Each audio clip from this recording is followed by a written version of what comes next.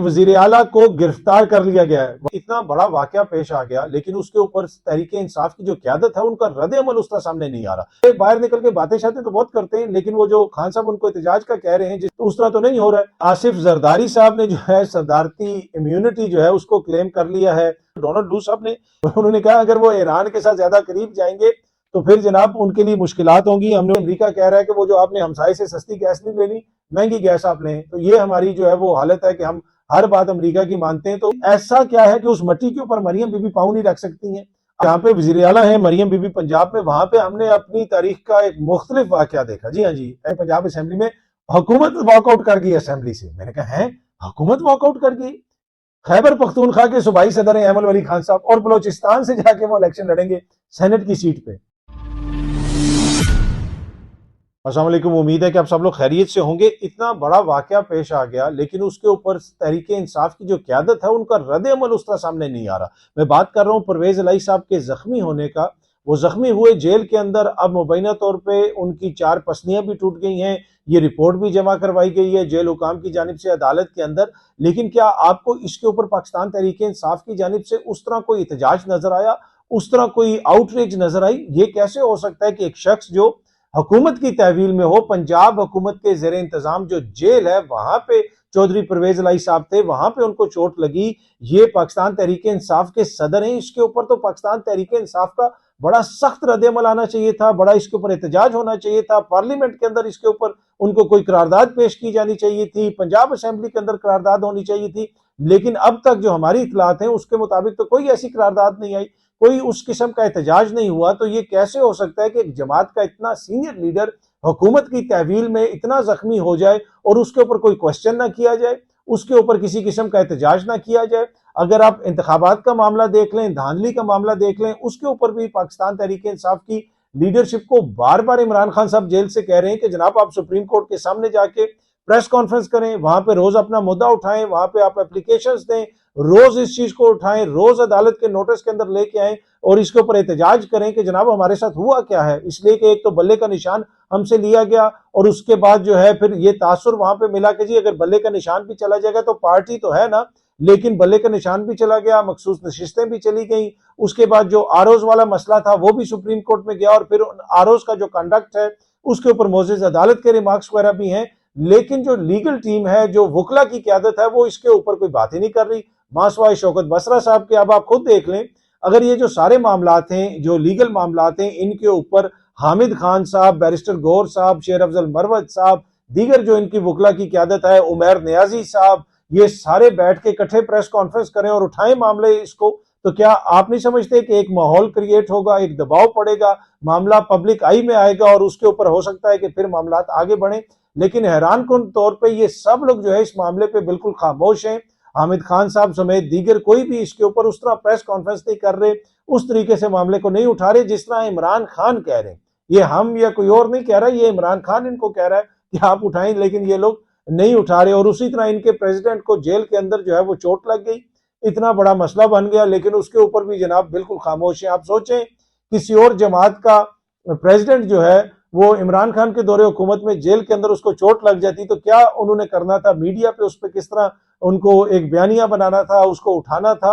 लेकिन यहाँ पे कोई बात ही नहीं हो रही। परवेज इलाही साहब के हवाले से मुशाहिद हुसैन साहब जो है वो ट्वीट्स कर रहे हैं कि ये नाइंसाफी हो रही है, सुप्रीम कोर्ट को जो है वो इंसानी हकूक का तहफ़्फ़ुज़ करना चाहिए और इंसानी बुनियादों पर और जो लीगल बुनियादें हैं उसके ऊपर परवेज इलाही साहब को बरी करना चाहिए। बिल्कुल बोगस मुकदमात हैं उनके ऊपर जिस किस्म की कार्रवाई हो रही है। तो ये मुशाहिद हुसैन साहब कह रहे हैं, लेकिन पाकिस्तान तहरीक इंसाफ ने कितनी करारदादें पेश की? क्या वो पंजाब असेंबली में करारदाद लेके आए कि परवेज इलाही को चोट क्यों लगी? क्या वो कौमी असेंबली में करारदाद लेके आए क्या परवेज इलाही साहब को क्यों चोट लगी? तो वो सारे बाहर निकल के बातें शातें तो बहुत करते हैं, लेकिन वो जो खान साहब उनको एहतजाज का कह रहे हैं, जिस तरीके से कह रहे हैं कि अदम एतमाद का इजहार भी करें, इस शख्सियत पे करें कि जनाब इस तरीके से मामलात को ठीक तरीके से नहीं चलाया जा रहा, तो उस तरह तो नहीं हो रहा है। तो ये वो बड़ी खबर है आज की कि पाकिस्तान तहरीक इंसाफ का प्रेसिडेंट जेल में जख्मी हो जाता है और तहरीक इंसाफ के सर के ऊपर जो भी नहीं रेंगती। क्या आपको कोई आउटरीच नजर आई? कोई नजर नहीं आई। तो ये लगता है कि कहीं ना कहीं जमात के अंदर जो खान साहब अंदर से अहकामात दे रहे हैं उनके ऊपर अमल दरामद नहीं हो रहा। अच्छा जी, आसिफ जरदारी साहब ने जो है सदारती इम्यूनिटी जो है उसको क्लेम कर लिया है। जो इस्तिस्ना उनको हासिल है। अब जो करप्शन के केसेस उनके ऊपर चल रहे हैं उस पर वो ये कह रहे हैं कि जी उनके वकला के केसेस आगे नहीं चल सकते क्योंकि इनको तो सदारती इस्तिस्ना हासिल है। आपको याद होगा कि जब आरिफ अलवी साहब, जिनके ऊपर बहुत ज्यादा तनकीद होती है जी, वो एक जमात के कारकुन थे, तो आसिफ जरदारी साहब तो यूगोस्लाविया से आए ना, उनका तो किसी जमात से कोई ताल्लुक ही नहीं है। और उससे पहले जो सारे मुंतखब हुए थे वो उनका भी किसी जमातों से कोई ताल्लुक नहीं था, सारे बड़े इंडिपेंडेंट थे। आरिफ अलवी पाकिस्तान की तारीख में पहली दफा एक ऐसा सदर आया था जिसका ताल्लुक माजी में किसी जमात से था या बाद में फिर किसी जमात से रहेगा। पर एनीवे वो जो आरिफ अलवी साहब थे उन्होंने इस्तिस्ना हासिल नहीं किया था, वो अदालतों में पेश हुए थे। जी हाँ जी, अदालतों में पेश हुए, बतौर सदर वो पेश हुए, एज ए आम शहरी पेश हुए। यहाँ पे आसिफ जरदारी साहब ने जनाब दो अपने जो करप्शन के केसेस हैं नैब के, उसमें इस्तिस्ना जो है वो क्लेम कर लिया है और बाकियों में भी वो क्लेम करेंगे। ये सामने आप डॉन की खबर देख सकते हैं, मैं जरा आपको पढ़ के सुना देता हूं। आगे जो है, mister Zardari also intends to extend the immunity claim to 2 other cases concerning Toshakhana vehicles and fake bank accounts. जी हाँ जी, वो जो तोशाखाना जिसपे इमरान खान को सजा हो गई और कितनी जल्दी वो हुई और किस तरीके से वो तोशाखाना चला और क्या कुछ इल्जाम थे।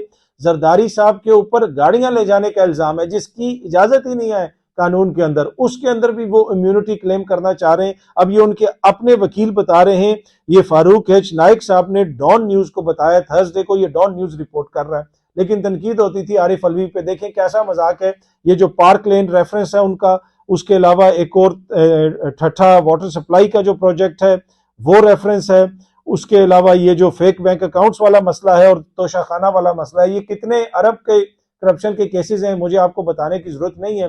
लेकिन इसके ऊपर जरदारी साहब जो है वो सरदारती इस्तिस्ना क्लेम कर रहे हैं कि जी मैं तो सदर बन गया हूँ, जमहूरी सदर बन गया हूँ, तो लिहाजा ये केसेस आगे नहीं चल सकते। तो ठीक है जी, आइन और कानून उनको इस चीज की इजाजत देता है, लेकिन यही आइन और कानून आरिफ अलवी को भी इजाजत देता था कि वो इस्तिस्ना क्लेम कर लेते और कहते जनाब रोक दो केसेस, मैं सदर हूं और मेरे खिलाफ कोई केस नहीं चलेगा। लेकिन वो अदालतों में पेश हुए और वहां पे जाके उन्होंने अपना मुकदमा लड़ा।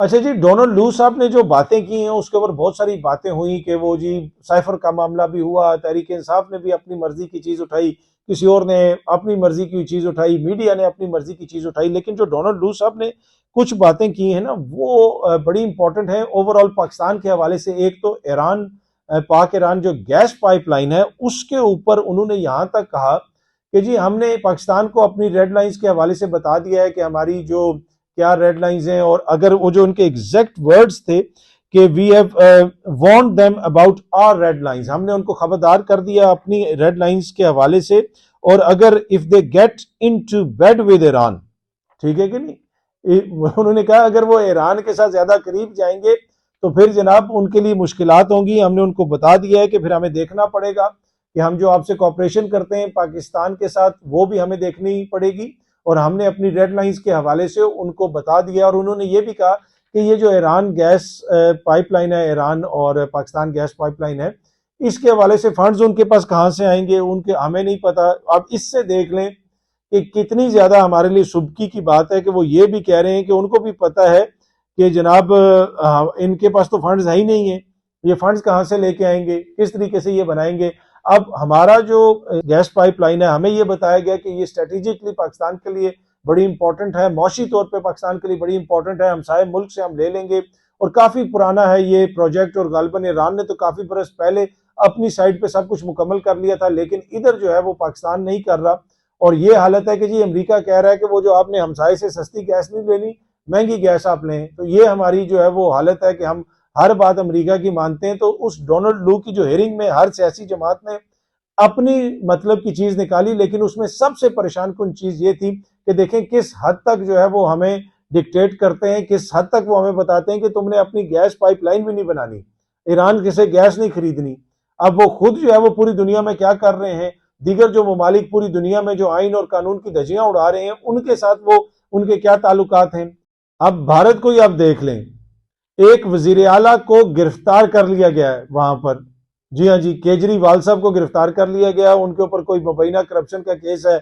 अब ये इंतखाबात से एक महीना पहले, इसलिए कि भारत के इंतखाबात अप्रैल से जून तक चलेंगे, उससे एक महीना पहले केजरीवाल साहब को पकड़ना और उनके ऊपर जिस किस्म का इल्जाम है कि वो जो कोई जी मनी लॉन्ड्रिंग का किस किस्म का केस है, कोई लाइसेंस था वहां पे शराब का और उस के हवाले से कहा गया कि जी कोई रिश्वत हुई है या कोई उसमें किसी किस्म का घोटाला हुआ है और वहां से पैसा निकला है, उसके हवाले से कहा जा रहा है कि जी ये पॉलिटिकली मोटिवेटेड जो है वो चार्जेस हैं और उसके ऊपर तनकीद हो रही है, पूरी दुनिया भी उसको रिपोर्ट कर रही है। अब वहां पे क्या ऐसे डेमोक्रेसी होगी? कांग्रेस जो कह रही है कि उनके जो अकाउंट्स हैं वो भी फ्रीज कर दिए गए हैं। अब ये जो दिल्ली के चीफ मिनिस्टर हैं जिनको गिरफ्तार किया गया केजरीवाल, ये वहां पे जो स्टेटस को की सियासत है उसके लिए बड़ा खतरा है, मोदी साहब की सियासत के लिए खतरा है। ये आम बंदे की बात करते हैं, आम आदमी पार्टी इनका नाम है। पंजाब में भी इन्होंने बड़ा अच्छा परफॉर्म किया और लोग देख रहे हैं कि जनाब ये लोग हमारे मसाइल हल कर रहे हैं, बाकी सारी जमातें क्या कर रही हैं। पर ये हालत है वहां पे जमहूरियत की भारत के अंदर, उसके ऊपर अमेरिका को कोई एतराज नहीं होता, उसके ऊपर उनके साथ बिजनेस पे अमेरिका को कोई एतराज नहीं है। वहां पे दीगर जो मामलात हैं वो भी हमारे सामने है, उनसे वो बिजनेस भी कर रहा है, सबसे बड़ी मंडी भी उसको करार देता है और इकोनॉमिकली उनको फेवर्स भी देता है, उनसे फेवर्स लेते भी हैं। लेकिन हमारी जो वो खुद मुख्तारी की हालत ये है कि हम एक अपनी मर्जी से गैस पाइपलाइन भी नहीं बना सकते। वो ये कह रहे हैं हमने वार्न कर दिया है, रेड लाइंस, और ये भी कह रहे हैं कि भाई इनकी हैसियत क्या है, इनके पास तो पैसा ही नहीं है। ये है असल चीज। ये जो बात है ना कि जी वो फाइनेंसिस कहां से लेके आएंगे हमें तो नहीं पता, ये बात जो है ना बड़ी इंपॉर्टेंट है कि आपकी हैसियत क्या है। आपके पास तो पैसा ही नहीं है, आप तो अपना मुल्क चला ही नहीं सकते।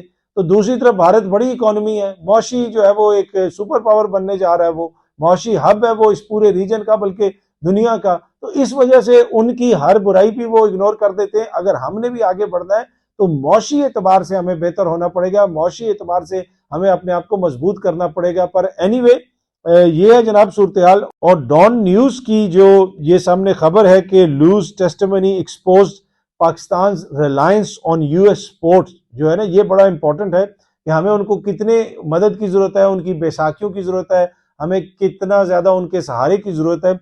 इस जो डोनाल्ड लू का ये जो बयान था उससे काफी चीजें जाहिर होती हैं। पर एनीवे ये सूरत हाल है जनाब कि हम अपनी मर्जी से गैस पाइपलाइन भी अगर प्रोजेक्ट कंप्लीट करेंगे तो अमेरिका को तकलीफ हो जाएगी। और उसके ऊपर अमेरिका ने जो कहा है वहां पे कि जी हमने वार्न कर दिया कि ये हमारी डेड लाइन है, ईरान के साथ बेड के अंदर आपने नहीं, don't get into bed with Iran. अच्छा जी, ये सामने आप वीडियो देख सकते हैं। इस वीडियो के अंदर मरियम बीबी एक पौधा लगा रही हैं और ये बड़ी अच्छी बात है। हम सबको जहाँ पे भी मौका मिले दरख्त लगाने चाहिए, दरख्त इन्वायरमेंट के लिए बड़े अच्छे होते हैं। लेकिन जिस तरीके से वो आई हैं, पहले वो कोई नीचे कोई पता नहीं वो मैट बिछाए गए हैं, कारपेट बिछाया गया है, वो उसी तक आई हैं और उसी के ऊपर फिर वो बैठी भी हैं और वहीं से वो कुछ कर रही हैं। आई डोंट नो ये ऐसा करने की क्या जरूरत थी। ये ब्यूरोक्रेसी क्या जान के हमारी जो सियासी हुक्मरान हैं उनको इस तरह पेश करता है अवाम के सामने? क्या ये एक इसमें कोई साजिश होती है? मैं ये जेन्युइनली ये बात कर रहा हूँ कि मतलब वाई वुड यू, आप क्यों जो है दरख्त के ऊपर लगाने के लिए आप ग्राउंड के ऊपर मैट बिछा दें या कारपेट बिछा दें और वजीर आला को कहें कि उसके ऊपर चलें? मेरे ख्याल में खुद भी देखना चाहिए इनको, हुक्मरानों को और सियासतदानों को, कि ये ब्यूरोक्रेसी कर रही क्या है। ये ब्यूरोक्रेसी का बस चले तो ये इतने चापलूस होते हैं कि ये खुद जमीन पर लेट जाएं कि जी हुक्मरान हमारे ऊपर से चल के जाएं। इनकी चापलूसी की तो वो हालत ही जो है कोई नहीं होती। कोई थोड़ी सी कोई सेल्फ रिस्पेक्ट होती है, दिखानी चाहिए, इनको भी दिखानी चाहिए और एज ए कौम हम सबको दिखानी चाहिए कि थोड़ा सा जो है हमारे जो मामलात हैं, चाहे वो अमेरिका हमें कहे या कोई और कहे, हर जगह पे जो है हमें बिल्कुल लेट नहीं जाना चाहिए। कोई थोड़ी सी सेल्फ रिस्पेक्ट बड़ी इंपॉर्टेंट होती है। पर एनीवे ये जो मरियम बीबी जो है वो आई हैं चल के, और जिस तरीके से उन्होंने पौधा लगाया है, फिर उसके ऊपर लोग मीम्स भी बना रहे हैं, मजाक भी कर रहे हैं कि जनाब ये किस तरीके से, ये क्या हो रहा है, क्या इस तरह पौधा लगना चाहिए? और वो उन्होंने भी जो है वो जिस तरह होता है ना कि उससे मैंने आगे नहीं आना उस मैटता की, भाई आप एक कदम आगे रख लें। ये पाकिस्तान की मिट्टी है, ये वो मिट्टी है जो रोज हमारे मुंह पे पड़ती है, जो पाकिस्तानियों के मुंह पे पड़ती है, रोज हर जगह पे मिट्टी उड़ रही होती है। ये वो मिट्टी है जो बाहर जो है सब्जियों पे पड़ रही होती है, समोसों पे पड़ रही होती है, पाकिस्तान के अवाम खा रहे होते हैं। और इसी मिट्टी के अंदर पाकिस्तान जो है 75 साल से उसकी अवाम धक्के खा रही है। लेकिन ऐसा क्या है कि उस मिट्टी के ऊपर मरियम बीबी पाँव नहीं रख सकती हैं, आगे होके जनाब वो पौधा नहीं लगा सकती? आई डोंट नो ये किसने उनको मशवरा दिया है, कौन से जो हैं उनकी क्लेवर हैं जिन्होंने इस तरह की वीडियो बनाई है और फिर रिलीज भी कर दी है। मैंने पहले भी कहा था कि जिस किस्म की उनकी वीडियोस रिलीज हो रही हैं, लगता ऐसे है कि उनकी मीडिया टीम के अंदर कोई ऐसा है जिसकी ख्वाहिश है या जो सबुटाज करने की कोशिश करता है और हर चीज में उल्टा मजाक बन जाता है, उल्टा उनके ऊपर तनकीद होती है। जिस किस्म की वीडियोस रिलीज की जाती हैं, वो कैंसर अस्पताल की प्लानिंग वाली वीडियो रिलीज की गई, इंतहाई इमेच्योर वो नजर आई कि इधर जनाब होटल भी बना लेंगे, इधर ये भी कर लेंगे, उधर वो, क्या इस तरह प्लानिंग होती है, क्या इस तरह उसकी फिजिबिलिटी रिपोर्ट तैयार होती है। इसी तरह जनाब कैमरामैन पहले घर के अंदर खड़ा है और वो आके कहती है मैं आ जाऊं अंदर, तो कैमरामैन वगैरह पहले अंदर खड़ा है। फिर इसी तरह वो पूछती है कि सब चीजें आपको आराम से मिल रही हैं, तो उसी वीडियो के अंदर आवाज आती है नहीं जी हमने बड़े धक्के खाए।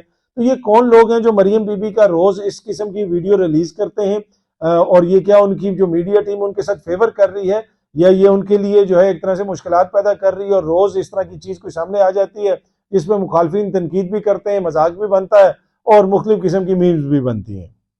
अच्छा जी, जहाँ पे वज़ीर आला है मरियम बीबी पंजाब में, वहां पे हमने अपनी तारीख का एक मुख्तलिफ वाकया देखा। जी हाँ जी, इस नौइयत का वाकया शायद ही कभी हुआ हो, ये सामने खबर भी है। कल मुझे किसी ने बताया कि जनाब ये हो गया, मैंने कहा यार ये गलत आप बता रहे हैं, ये नहीं हुआ होगा, वो हुआ होगा। उन्होंने कहा नहीं नहीं ये हुआ है।